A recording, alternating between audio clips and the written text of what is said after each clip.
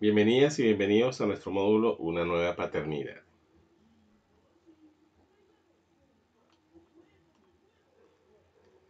Esta imagen es un poco para introducir al tema.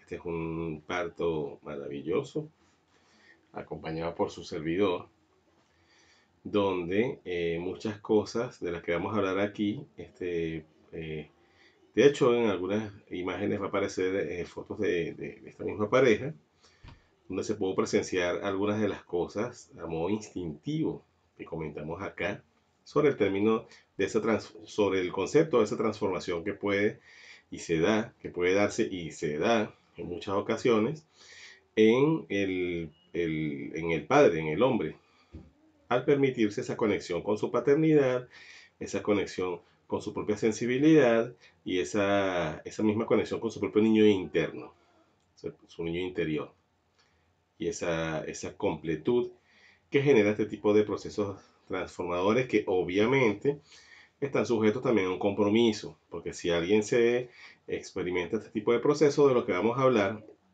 pero luego se mantiene en una postura o en una manera de pensar eh, patriarcalizada, con los viejos esquemas, por supuesto que este tipo de situaciones se da de manera temporal, ¿ok?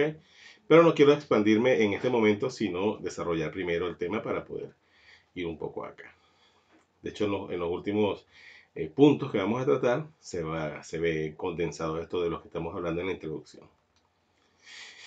Primero que nada, para poder entender este tema, tenemos que definir lo que es un paradigma, ya que una de las cosas que nos toca acá es confrontar y aceptar nuestros paradigmas actuales y decidir qué paradigma tendremos en adelante con respecto al tema paternidad o a las paternidades o incluso a las masculinidades. Un paradigma es la manera que tenemos de ver al mundo, es ese concepto que tenemos sobre lo que vemos preestablecido justamente en nuestras ideas sobre eso que vemos. En la lámina que tenemos aquí en la presentación vemos como dos personas, y vamos a obviar el tema género, sencillamente son dos personas mirando el mismo elemento, que en este caso es un gatito. Es indiferente por el género el concepto que se define acá, aunque quizá el autor de la imagen no lo tenía así visto así, pero para lo que nos compete ahora, el tema es que dos personas ven el mismo elemento, en este caso un gato. Cada una de ellas interpreta a este elemento, que es el gato en el caso del ejemplo presentado acá, según lo que tiene internamente preconceptualizado y las ideas que pueda tener, incluso de utilidad. Una de las personas ve a este gatito como una adorable mascota a quien consentir, otra persona lo ve como un cazador efectivo. Entonces aquí lo que define son los preconceptos, las ideas que se tienen sobre el elemento, sobre la situación, sobre la persona, y es sobre lo que vamos a establecer, es sobre lo que hemos establecido en nuestros paradigmas. ¿Qué es lo que pasa? Para cambiar el paradigma hay que cambiar nuestros preconceptos y nuestras ideas sobre algo. Entonces es parte de lo que perseguimos justamente en esta presentación. Antiguos paradigmas o maneras de ver sobre la paternidad. Esta imagen ya dice mucho. Es una imagen tomada de un árbol genealógico, de un abuelo o un tatarabuelo o un bisabuelo, dependiendo de quién sea la imagen. Pero lo cierto es que muestra en una sola postura un poco digamos que un resumen de lo que sería un viejo paradigma sobre este concepto de paternidad. Aquí podemos percibir a esta figura, a este señor de pie, con cierta firmeza, con cierta aire de autoridad.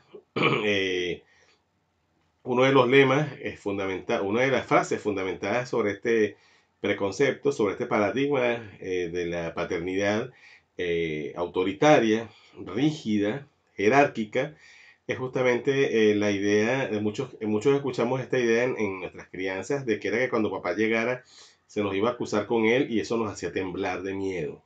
Justamente esta imagen define un poco lo que es ese preconcepto de la paternidad, de la figura del padre, como algo inalcanzable, como alguien que está por encima y alguien a quien hay que temer. No estamos juzgando a esta persona de la fotografía, ni la intención de la fotografía, sino sencillamente tratando de explicar un poco a modo visual lo que podría ser uno de los principios de los viejos esquemas sobre la paternidad. Y una de las cosas que queremos desmontar acá justamente, o replantear mejor dicho. Un viejo paradigma, creo que podría ser uno de los más antiguos, preestablecidos en nuestra cultura, en nuestra sociedad, es el de que papá es un proveedor, un cazador proveedor, o sea que simplemente o es únicamente el único que puede ejercer el rol de cazador proveedor. Esta es una imagen de la era de las cavernas, donde bueno, estos hombres se supone que salieron a ejercer el rol de la casa, mientras que las mujeres ejercían el rol del cuidado del hogar, de estos espacios donde ya se iba construyendo ese núcleo grupal tribal que termina transformándose en lo que conocemos hoy como familia. Este, entonces estos roles en nuestro subconsciente, estos roles en el mismo inconsciente colectivo y en los parámetros según lo que la sociedad define muchas situaciones, están todavía allí solidificados.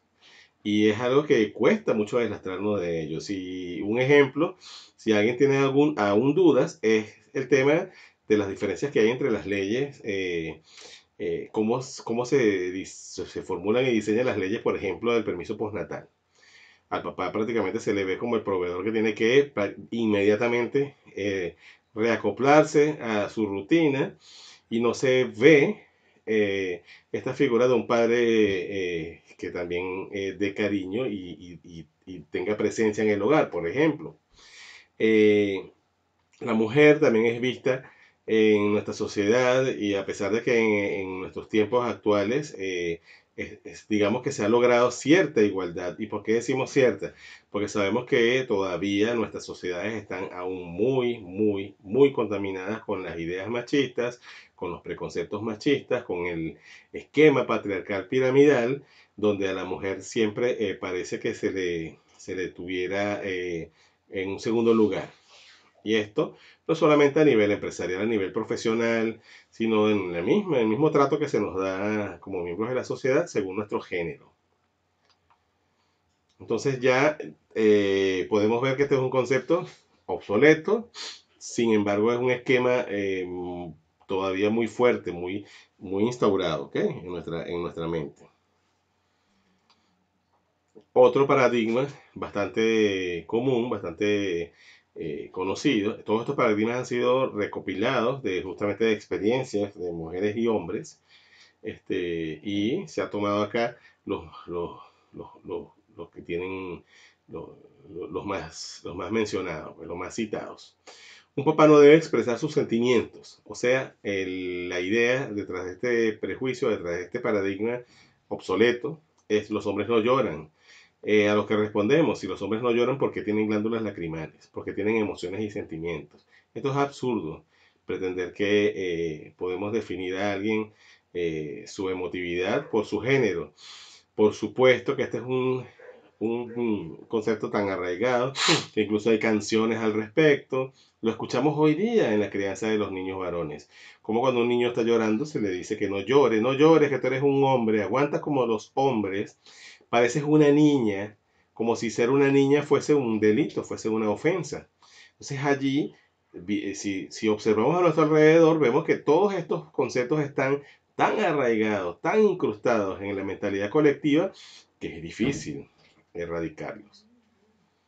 Pero no imposible. Un papá debe ser servido y atendido por su pareja y sus hijos, especialmente si son niñas. O sea, las niñas deben, según este viejo paradigma, viejo y súper obsoleto y terrible paradigma, deben ir aprendiendo a ejercitarse, a servir al padre. A veces a los niños varones también se les pide, se les exige esto, como una especie de práctica para acostumbrar, pero generalmente es con las niñas. De hecho, vemos muchas familias donde las niñas son las que sirven hasta a sus hermanos y terminan siendo hasta una especie de empleadas sin remuneración de todos los varones de la casa, incluidos sus hermanos varones, quienes también tienen más libertad de hacer cosas fuera, de no estar anclado a los deberes de la casa, y a las niñas es como si se les entrenara para ser amas de casa. A pesar, insisto, en que ya estamos en una sociedad donde aparentemente hemos superado estos prejuicios, ya cualquiera de ustedes puede hacer un inventario de su alrededor y darse cuenta de que aún nos falta mucho. Un papá, ya va, se me disparó aquí.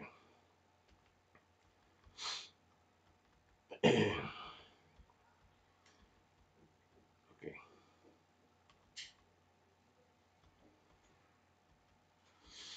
Ok, esta imagen tomada de una revista antigua, pero no tan antigua, piensa que la imagen es en colores.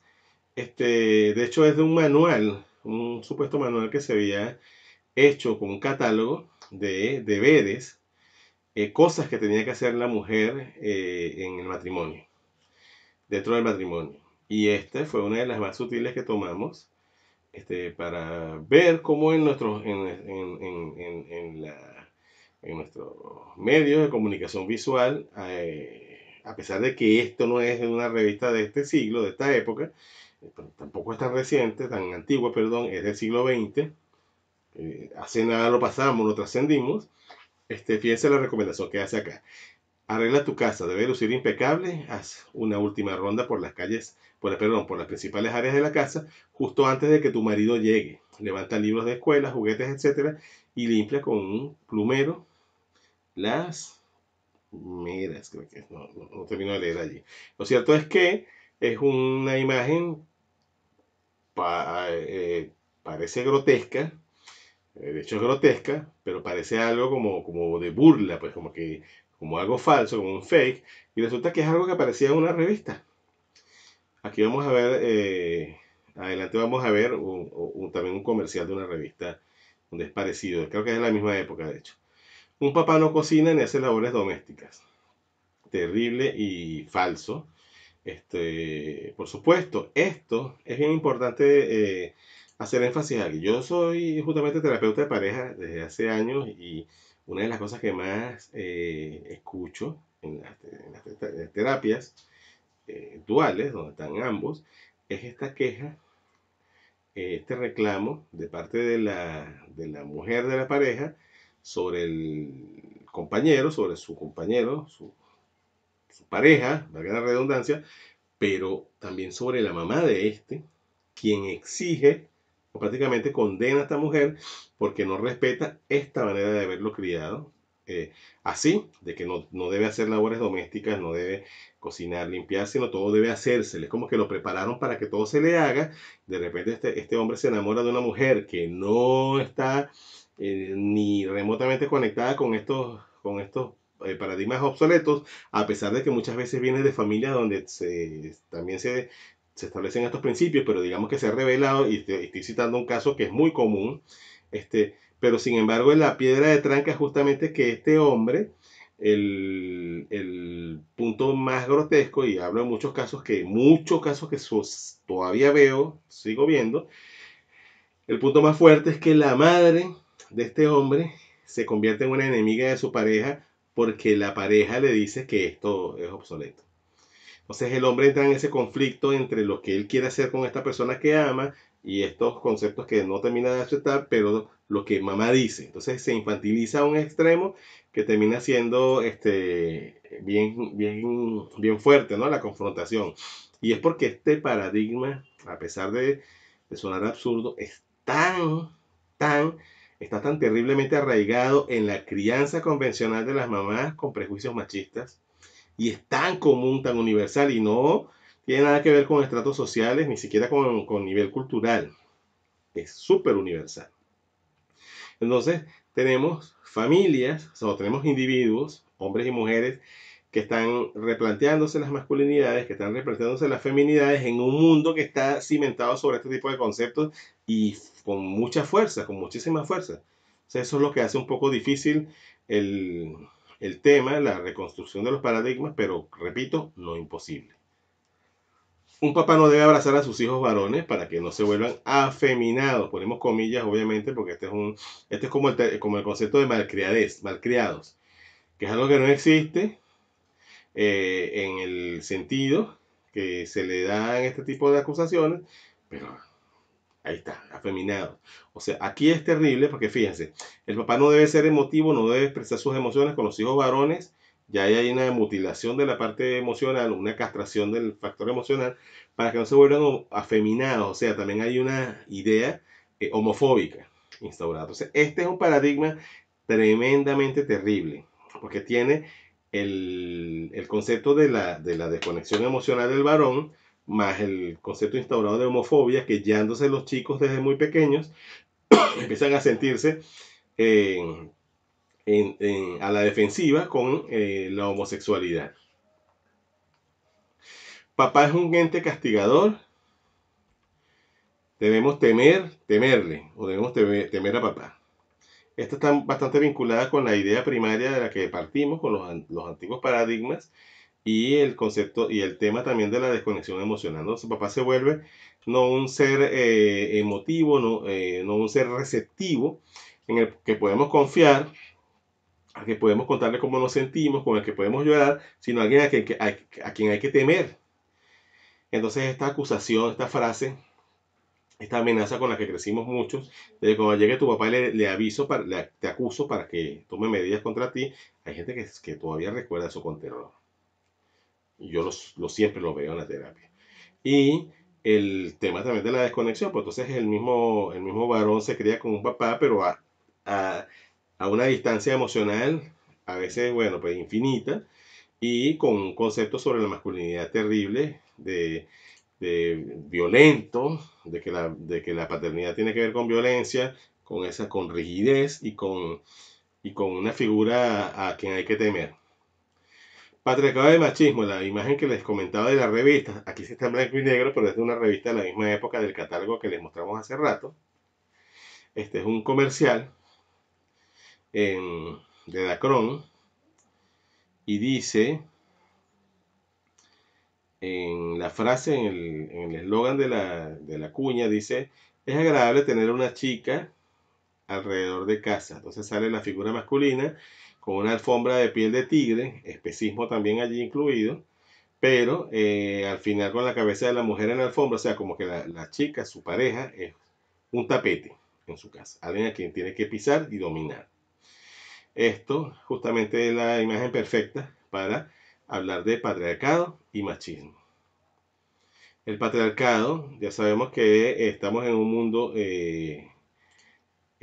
una sociedad construida con un esquema patriarcal, que quiere decir que la figura, que es una especie de pirámide, una jerarquía, donde la figura preponderante puesta en el tope de esta jerarquía tiene que ver con el padre, con lo masculino, el Estado, el gobierno, el país. Entonces siempre es en la iglesia vemos que la figura máxima es un hombre, nos venden el concepto de que Dios es un hombre, no mujer, sino hombre. En la iglesia católica, por ejemplo, no estamos aquí haciendo ningún juicio a ninguna religión, es para explicar lo que es el patriarcado. La iglesia católica tiene vetada la participación de las mujeres en muchas profesiones, por ejemplo la medicina, que en algún momento fue ejercida en un momento primal de la verdadera medicina, esa que estaba conectada con lo natural, con lo instintivo, con las plantas milagrosas curativas, era ejercida por mujeres y llega el patriarcado, las execra, toma todo el terreno de medicina para hombres y por un buen tiempo los médicos solamente son hombres. Se le va dando entrada a las mujeres con el tiempo, igual que en otras profesiones, pero es algo que todavía está esquematizado desde una perspectiva patriarcal. No es casual que generalmente encontremos que en los hospitales, clínicas privadas, incluso en los ministerios de salud, siempre la figura masculina esté por encima, esté gobernando, a pesar de que hay muchas mujeres en cualquier profesión, por ejemplo en la medicina, con muchísimas capacidades comprobadas, con muchísimo estudio, con muchísima preparación, pero es como que el esquema de la masculinidad de la masculinidad patriarcal está tan instaurado que es raro. Por supuesto que hay casos, ¿no? no estamos generalizando, pero sabemos que esto es competitivamente injusto, lo sabemos y no es un secreto para nadie. Eso pasa en cualquier tipo de corporaciones, en los gobiernos, por supuesto ya vemos que hay lideresas y ha habido, incluso en el siglo XX, lideresas mujeres conocidas, pero no es para nadie un secreto que ha habido una invisibilización de lo femenino en todas estas cosas que tienen, en todos estos conceptos que tienen que ver con la autoridad.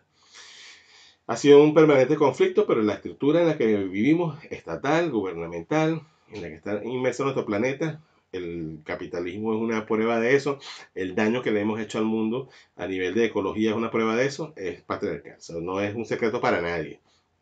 ¿Qué pasa? El tema no es que entonces el patriarcado es malo y el matriarcado es bueno. Aquí estamos hablando es del equilibrio. El mundo lo que necesita, lo que requiere es el equilibrio y nuestro universo entero está conformado por ambas polaridades, por lo masculino y lo femenino, pero en nuestro planeta Tierra hay un desequilibrio tremendo. La era industrial es una era súper, ha sido una era, bueno, eras anteriores también, han sido eras super patriarcales, establecidas no solamente con esta jerarquía extraña y amorfa, sino también sobre lo que fue un matriarcado que se aplacó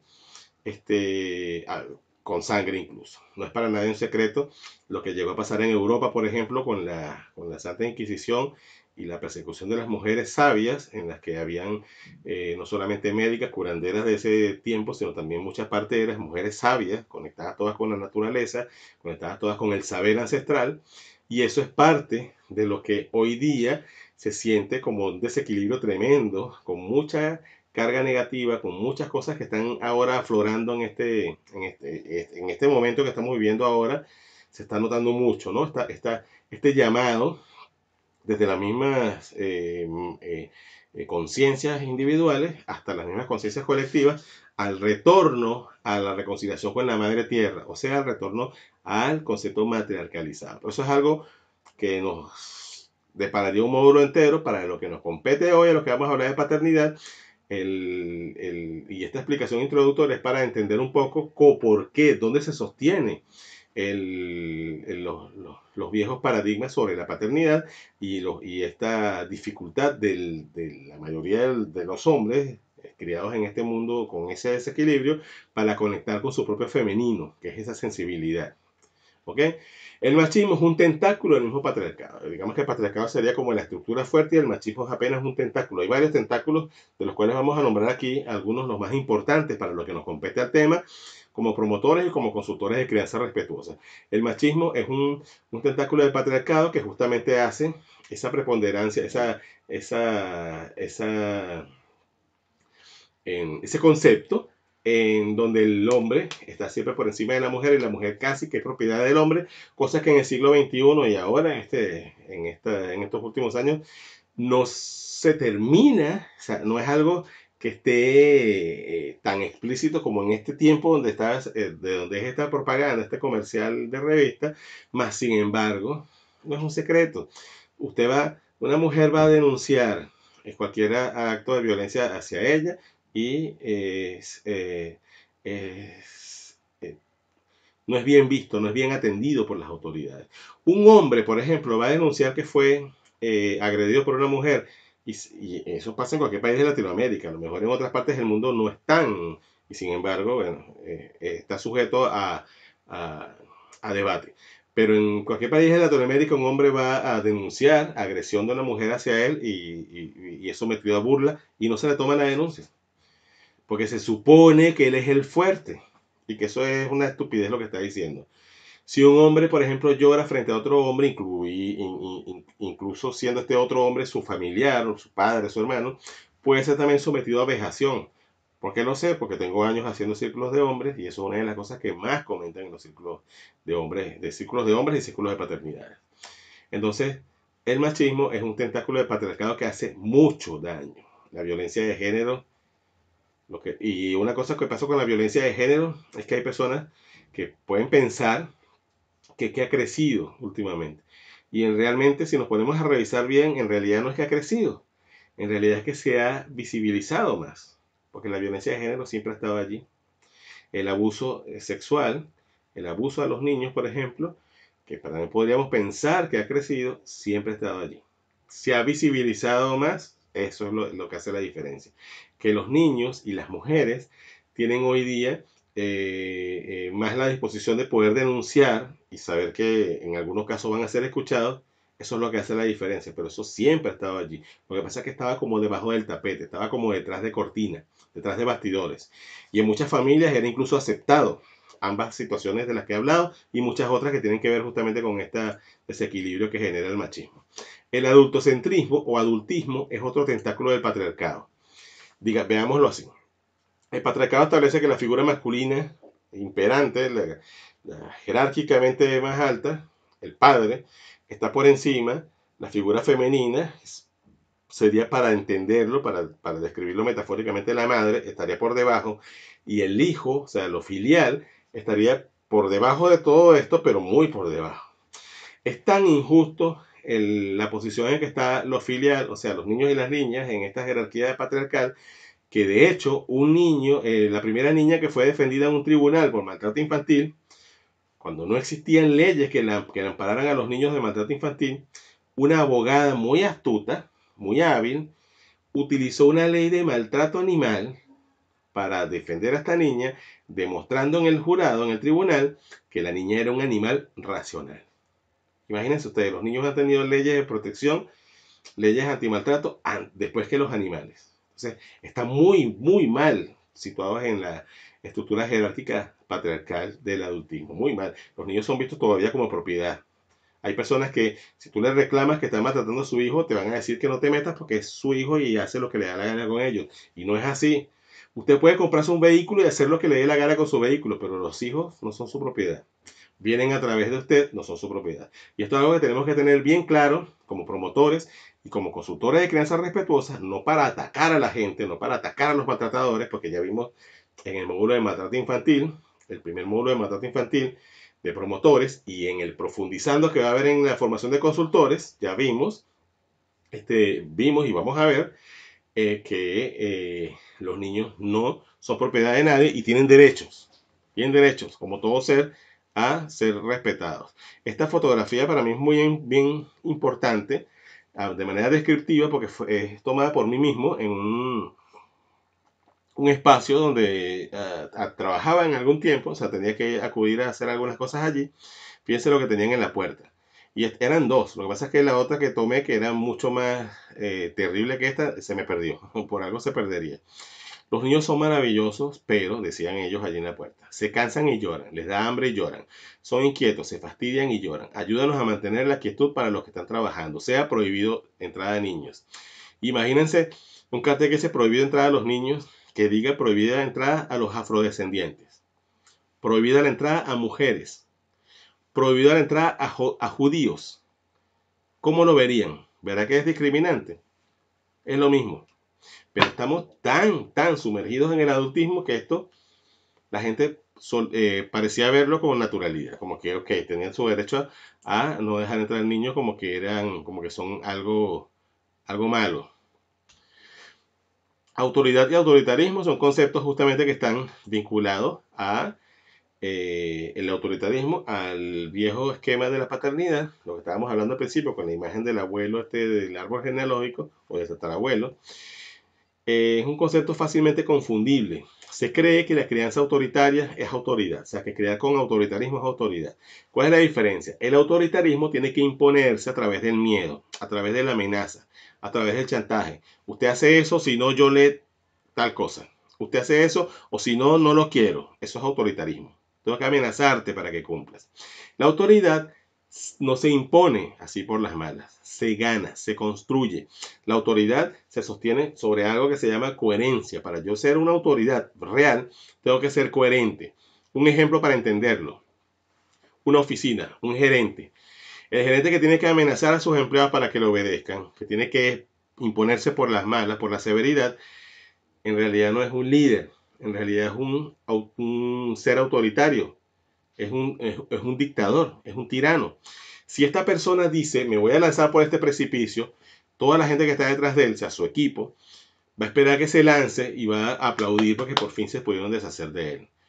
Un líder que respeta a sus seguidores, que escucha con atención, que es coherente entre lo que hace y lo que dice, que enseña con el ejemplo, y siendo gerente de un equipo, dice, me voy a lanzar por este precipicio, y en lo que se lanza, todo el equipo se lanza detrás, porque creen tanto en él, tienen tanta confianza en él, que dicen, si este hombre se está lanzando por allí, porque por allí es, y se van detrás. Eso es autoridad. En la familia, en la paternidad y maternidad, funciona igual. Los hijos van a obedecer por las malas, por supuesto, pero va a llegar un momento que ya no vas a tener poder sobre ellos, y es lo que suele pasar en la adolescencia o incluso a veces posterior a la adolescencia, donde se rebelan o pueden seguir obedeciendo siempre y ser seres sumisos, que entonces les va a costar mucho poder ser ellos mismos, poder expresar sus ideas como es, poder defenderse en algunos casos, porque muchos seres sumisos terminan siendo, buscándose al maltratador en su pareja y vivir toda su vida siendo violentados por alguien. Y esto es uno de los orígenes de la violencia de género. En la violencia de género, las dos figuras, el que golpea y el que es golpeado, han sido forjados en la crianza autoritaria y en el maltrato infantil. El victimario ha sido internalizado en él el concepto de que el amor se da así con golpes. Y la víctima igualmente ha sido programada para que quien te golpea te ama. Entonces, no entra el autoritarismo, no entra, sí entra la verdadera autoridad que se construye. Vamos con los nuevos paradigmas sobre la paternidad. Papá apoya a mamá desde la concepción durante el embarazo, en el parto y posparto. Totalmente cierto, me suscribo totalmente a ello, lo he visto muchas veces pasar y lo he vivido personalmente. Papá, cuando empieza a darse la oportunidad de ejercer una paternidad conectada, una paternidad desde los nuevos modelos, de los nuevos esquemas, se busca de integrar. A veces no lo hace inmediatamente por temor, por prejuicios y por los viejos programas, justamente de lo que estamos hablando, los viejos conceptos y paradigmas. Pero la parte instintiva, algo en él, parece que lo empujara. Porque algunos papás no se involucran, porque están demasiado programados. A veces no han tenido tampoco una figura paterna y tienen mucho miedo.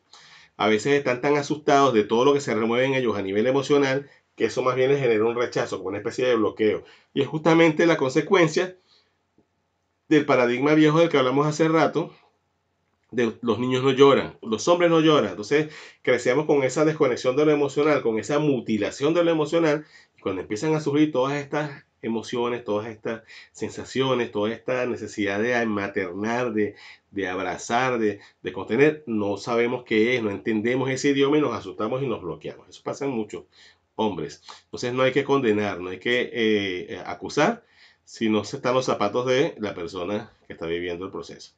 Papá apoya la lactancia materna. Generalmente los papás que se, que se permiten conectarse con su sensibilidad, que se permiten conectarse con su femenino, son papás que suelen comprender mejor la lactancia materna y verlo como algo importante y vital y defender la capa y espada. De una manera que otros papás que quizá tengan este proceso interrumpido o bloqueado no suelen hacer de la misma manera. Entonces se pueden convertir incluso en detractores de la lactancia y no apoyar a su pareja. Porque sabemos que en nuestro mundo tenemos muchos pediatras antilactancia que se imponen y quieren destetar a los bebés antes de tiempo. Entonces, si hay un papá empoderado, si hay un papá conectado, que se ponga a la defensiva, que se ponga como un verdadero bastión a proteger a la diada que conforma mamá y bebé, lo vemos como es un aliado. Si tenemos un papá desconectado, es fácil que se ponga de la contraparte.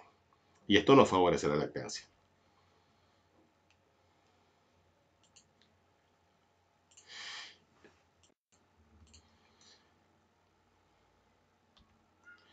Papá no teme cargar a sus bebés. Esto es un nuevo paradigma, un paradigma de la nueva paternidad. Obviamente no estamos diciendo que los papás del viejo esquema no cargaban a los bebés, sino que había este concepto que hablamos en los viejos paradigmas, los paradigmas obsoletos, de que no debes tener mucho contacto con tus hijos si son varones. Todo esto se va neutralizando, se va anulando en la paternidad, que se permite la conexión con su emocionalidad. Y estos papás de las nuevas paternidades quieren, no solamente quieren cargar a sus bebés, quieren tenerlos siempre con ellos encima. portean en algunos casos y si no sacan los gases y están súper conectados con lo afectivo y no tienen este temor o van perdiendo este temor a que lo afectivo vaya a generar algún daño en la crianza, que al final es un mito absurdo, un mito sin ningún tipo de lógica, sin ningún tipo de sustento, pero que se repite y se repite y se repite y se pasa de una boca a otra de manera irresponsable y hasta por profesionales, que es lo peor, que es lo lamentable. Papá promueve, apoya y practica el colecho. No estamos diciendo acá que todos los papás que se permiten ejercer la paternidad desde un concepto distinto, de un concepto más emotivo, están de acuerdo con el colecho. El colecho, como la lactancia, son situaciones electivas, son situaciones que deben ser elegidas por la pareja. Nosotros somos pro crianza respetuosa, pro crianza con apego, pro lactancia, super lactivista, pero estamos conscientes de que todas estas cosas son elegibles. No se puede obligar, por ejemplo, a una mujer que quiera tener una cesárea planificada a parir porque decimos que el parto es lo mejor. No, no se pueden caer en estos sectarismos. Por supuesto, el parto tiene beneficios increíbles en comparación con la cesárea, a pesar de que se suele creer, un viejo mito es que la cesárea es más segura, totalmente falso, pero cada persona tiene sus razones para elegir. Entonces, esto tiene que ser respetado, esto es respetable. Nosotros como promotores y como consultores de crianza respetuosa, igual lo hacemos en nuestra formación de dulas y en nuestras otras formaciones, tenemos antes que nada el deber de promover el principio del respeto, el respeto al libre albedrío, el respeto a las decisiones familiares. El colecho tiene muchísimos beneficios y ya lo vimos en el módulo de colecho, más sin embargo, cada familia elige lo que le convenga más. Entonces nosotros lo que tenemos es el deber de hablar de lo que casi nadie habla, de promover lo que prácticamente nadie promueve. Pero cada familia elige. Entonces hay papás que están de acuerdo con el colecho y papás que no. Que el colecho es maravilloso y genera un vínculo tremendo entre los padres y los hijos. Y si está papá y mamá y el bebé, es un vínculo increíble. Sí, sí. Eso sucede, pero hay parejas en que pueden pensar que eso no les hace bien y les genera incomodidad, entonces son libres de elegir. Lo que sí hay que dejar por sentado es que es un mito absurdo y sin ningún fundamento el que el colecho destruye la vida y la relación de pareja. Ya lo hablamos en el módulo de colecho, pero lo recalcamos ahora porque el módulo de paternidad tiene mucho que ver con ese punto. Es un mito, porque al contrario de lo que se cree, el colecho reaviva la pasión, reaviva la relación e incluso la conecta de otras maneras. Hay muchas maneras de conectarse en la sexualidad entre parejas, hay muchas maneras de conocerse e integrarse con la pareja que muchas veces vienen a ser exploradas justamente cuando nos permitimos que los bebés estén en el lecho. Pues es que somos mamíferos y todos los mamíferos meten a los bebés en el lecho. ¿Ok? Pero repito, es algo electivo. Lo único que no debe estar nunca como opción cuando hablamos de cosas electivas es la violencia, porque los niños ni nadie se merece ser violentado. O sea, eso sí debe estar vetado. Y ahí sí no hay discusión. Porque si hubiera alguna razón positiva para promover la violencia, por supuesto que tendríamos que también que aceptarlo. Pero no, todo lo contrario. La violencia y el maltrato a los niños lo único que deja son secuelas negativas. Lo único que deja. Papá realiza tareas domésticas, por supuesto que sí. Este es un paradigma de la nueva paternidad que es lo más normal del mundo, porque papá es parte del hogar. Y las tareas domésticas no tienen género. Las tareas domésticas son para todos los que convivimos en el hogar. Tenemos que hacer lo que nos toque. Esto se suele vivir mucho cuando las personas comparten casa con otras personas. Pasa mucho en la época en que se estudia en la universidad, que se viven varias personas en un solo sitio para pagar entre todos, o en estas eh, pe- eh, comunas de las universidades, estas locaciones donde los estudiantes universitarios suelen vivir.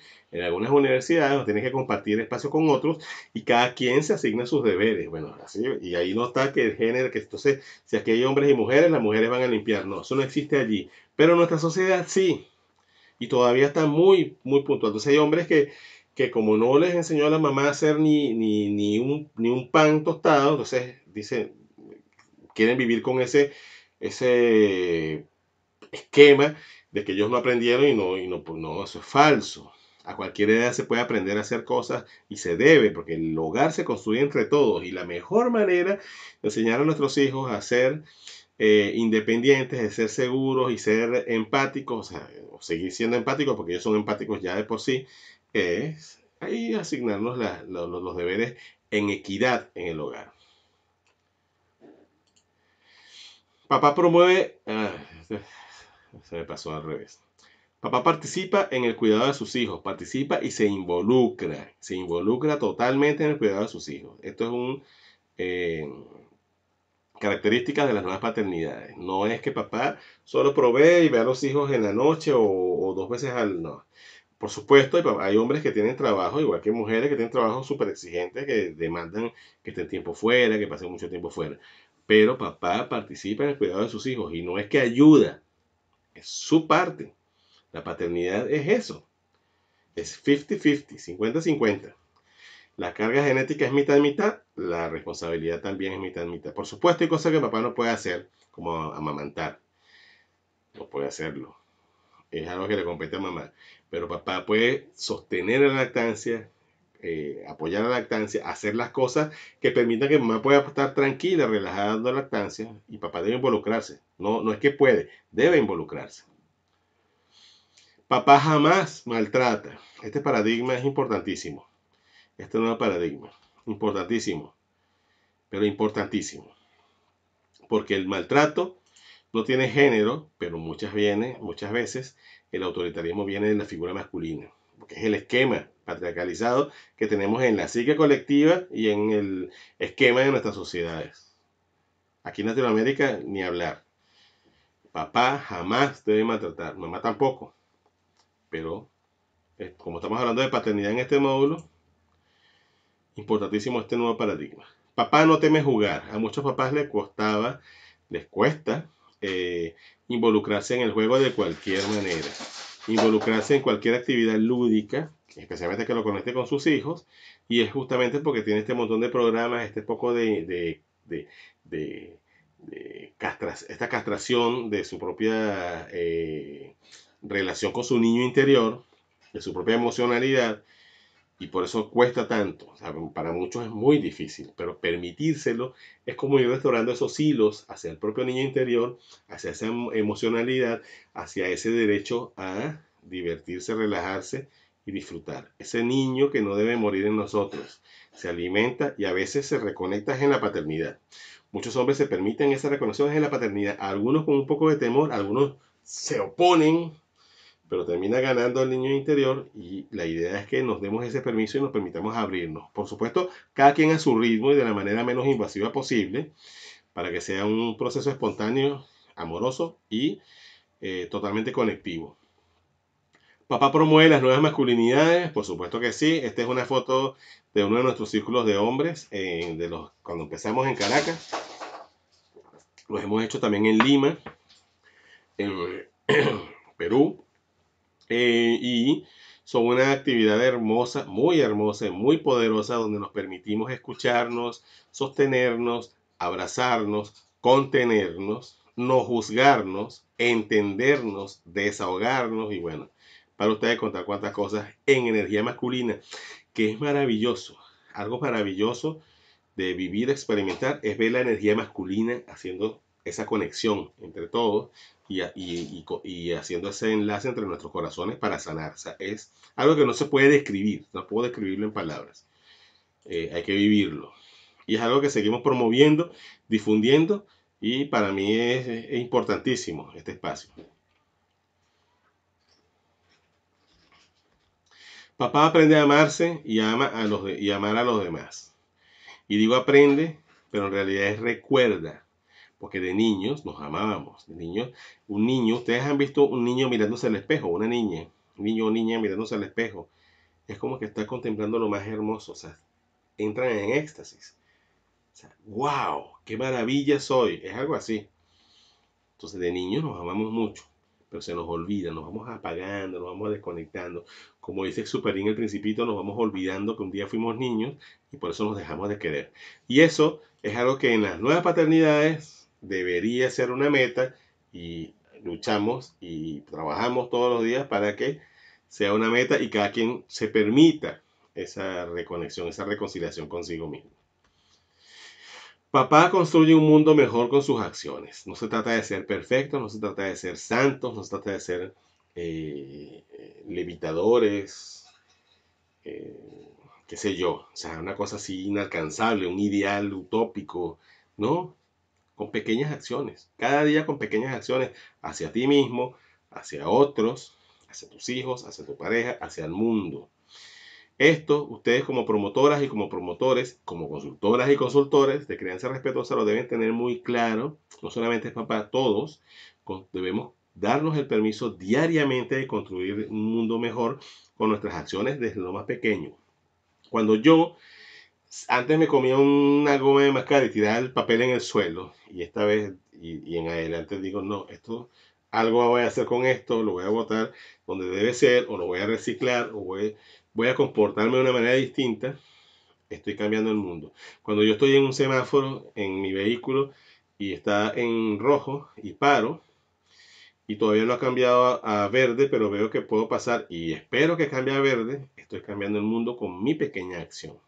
Cuando yo doy paso a alguien y soy cortés con alguien, estoy cambiando el mundo. Cuando yo sonrío a los demás, a quien sea que me vaya encontrando en el camino, estoy cambiando el mundo, estoy cambiando mi pedacito de mundo. Y eso va generando, así usted lo crea o no, una onda expansiva y cada vez, y mientras lo convierto en un hábito, va a ser algo inevitable que va a estar siempre a mi alrededor y eso va a cambiar siempre mi entorno inmediato y eso se contagia, porque así como el mal humor se contagia, así como la negatividad se contagia, así como el miedo se contagia, también el optimismo, la buena vibra, la intención de hacer las cosas mejor es contagioso. Entonces, convertirse en un punto de cambio, en una semillita de cambio, que por muy pequeña que sea, una semilla de un árbol es pequeñita, pero de ahí puede salir un árbol muy frondoso con muchísimos frutos y que puede dar frutos indefinidos. Contémplese como algo así, porque lo es. Y eso es lo que tenemos que recordar, hombres y mujeres, porque en todos vive nuestro femenino y nuestro masculino. En el universo entero están ambas energías en equilibrio, pero en este mundo hemos permitido que se desequilibre y nosotros somos responsables de retomar el equilibrio original. Este es el libro que ya se les hace llegar, del que soy copartícipe, se les hace llegar como material de apoyo de este módulo. Son libres de compartirlo con quien deseen este libro, regálenlo así en digital. Si lo quieren comprar en original también lo pueden adquirir. Si quieren que alguien lo solicite también y ustedes no lo van a dar por lo que sea, pueden también referirlos a este correo que es donde se pide, ¿ok? Bueno, entonces con esto dejo en reflexión el que nos preguntemos y en las actividades aparece, lo van a tener ese punto, el cómo concebimos a nuestro Padre en nuestra vida, cómo lo recordamos hoy. Los dejo con esta reflexión y nos vemos en el próximo módulo.